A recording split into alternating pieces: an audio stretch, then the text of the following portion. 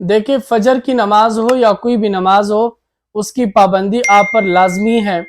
यानी अगर कोई शख्स कहता है कि मैं फजर के लिए नहीं उठ सकता, यानी फजर की नमाज मेरे लिए मुश्किल हो जाती है, उठने में दुश्वारी है, मैं कैसे उठूं, तो उसको चाहिए कि वो इसके लिए एक ख़ास बंदोबस्त करें।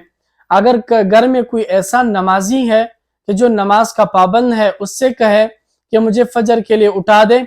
अगर वो भी नहीं है, आप ही बड़े हैं और आप भी नहीं उठ सकते, तो आपको चाहिए कि एक ऐसी जोर आवाज वाली कोई ऐसा अलार्म लगा दे या कोई ऐसी घंटी हो कि वो बजती रहे और आपका जो है नींद वो खराब कर दे, और वो अपने पास ना रखें बल्कि दूर रखें, ताकि जब आपको उठाएंगे यानी वो घंटी आप जाएंगे उठ जाएंगे तो उसमें कुछ चलना हो जाएगा, तो फिर नींद आप पर गालिब नहीं आएगा, फिर आप उसे बंद कर सकेंगे।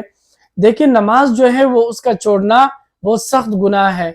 चाहे फजर की नमाज हो, कोई भी नमाज हो, उसकी पाबंदी लाजमी है।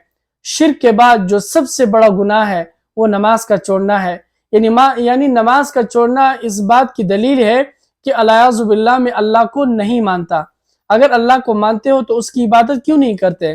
तो नहीं मानते, जब नहीं मानते तो तुम कुफ्र के दर्जे तक पहुंच सकते हैं। तो इसलिए फजर की नमाज हो, कोई और नमाज हो, इसकी पाबंदी आप पर लाजमी है। और फजर की नमाज के लिए जरूरी यह है कि रात को आप जल्दी सोए। यानी अगर आप उठना चाहते हैं कि मैं जल्दी उठूं फजर की नमाज के लिए, तो पहली बात यह है कि आप रात को जल्दी सोए। और जल्दी नहीं सोएंगे, देर से सोते हैं, तो फिर कोई ऐसा बंदोबस्त करना कि जिसमें जरूर भी जरूर आपको फजर की नमाज के लिए उठना पड़े।